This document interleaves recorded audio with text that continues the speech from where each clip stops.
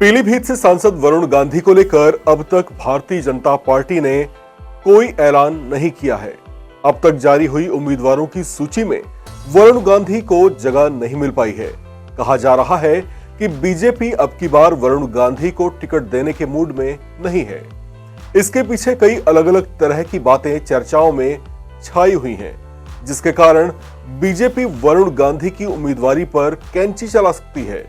लेकिन यहां एक और खेला होता दिखाई दे रहा है। कहा जा रहा है कि अगर बीजेपी के उम्मीदवारों की सूची से वरुण गांधी का पत्ता कटता है तो ऐसे में समाजवादी पार्टी प्रमुख अखिलेश यादव उन्हें लपक सकते हैं। वे पहले से ही फील्डिंग लगाए दिखाई दे रहे हैं।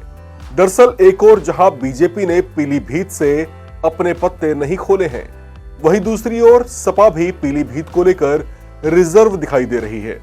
उसने भी अभी पीलीभीत सीट से किसी उम्मीदवार के नाम का ऐलान नहीं किया है।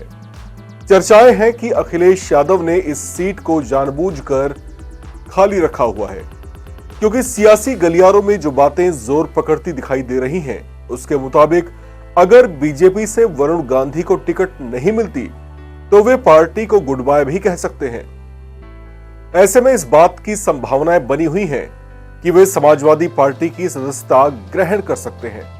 दरअसल पिछले कुछ समय से समाजवादी पार्टी के साथ उनकी नजदीकियां बढ़ते हुए महसूस की गई हैं।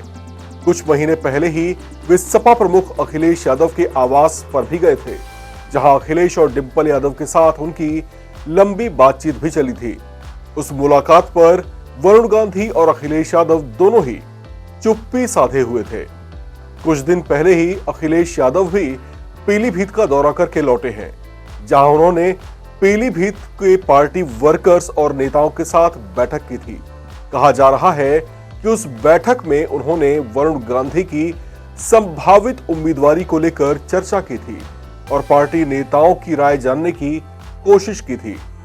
ऐसा भी कहा जा रहा है कि पीलीभीत से अलग सपा की टिकट से वरुण गांधी को उतारा जा सकता है, तो इसे लेकर पार्टी के सभी नेता अपनी सहमति दे चुके हैं।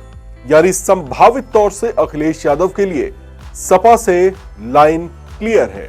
हालांकि ये सब तब होगा जब बीजेपी पीलीभीत से उम्मीदवारी की घोषणा कर देती है और उसमें वरुण गांधी को टिकट नहीं मिलती। तब तक वरुण गांधी के साथ साथ समाजवादी पार्टी भी वेट एंड वॉच की पोजीशन में दिखाई दे रही है। आपको बताते चलें कि उत्तर प्रदेश की 80 लोकसभा सीटों के लिए 7 चरणों में चुनाव होगा, जिसमें पहले चरण में ही पीलीभीत समेत सहारनपुर, कौरान, मुजफ्फरनगर, बिजनौर, नगीना, मुरादाबाद और रामपुर में वोटिंग कराई जाएगी। इस खबर में फिलहाल इतना ही। बाकी इसी तरह की अन्य अपडेट्स के लिए भी आप बने रहिए एनबीटी के साथ।